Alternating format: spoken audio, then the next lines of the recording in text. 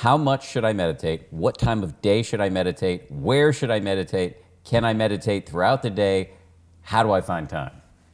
To start with, I think it's good to set an amount of time that you feel is workable, that inspires you to do it, that's not going to feel too daunting to begin with. And so people could really choose almost any amount of time. It could be 20 minutes or half an hour. The important thing, I think, is the regularity of it. So to pick a time, an amount of time that you really feel you can commit to doing every day. So it's the everydayness that is going to build the practice. Over time, people may find that they get comfortable with that amount of time, and they may feel even in inner areas, well, what would it be like to extend it for 10 minutes or extend it for 15 minutes?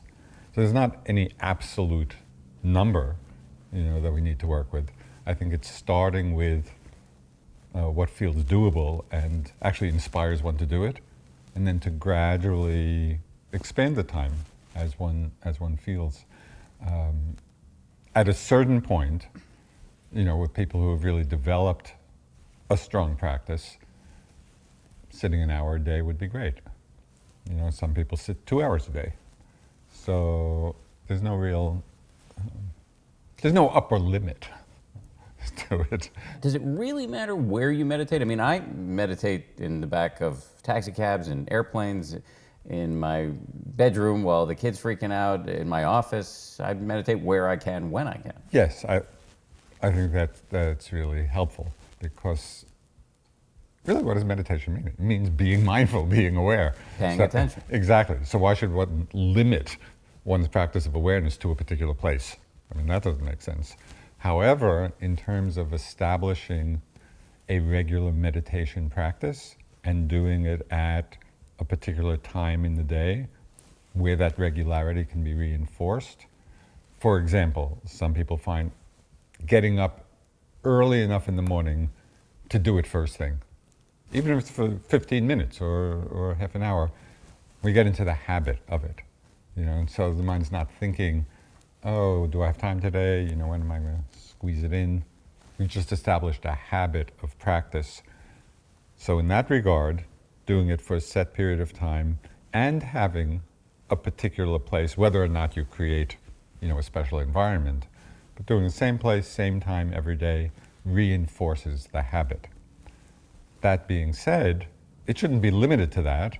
And if for some reason one misses that particular time and place, it certainly would be worthwhile then finding some other space and time to do the practice in the day.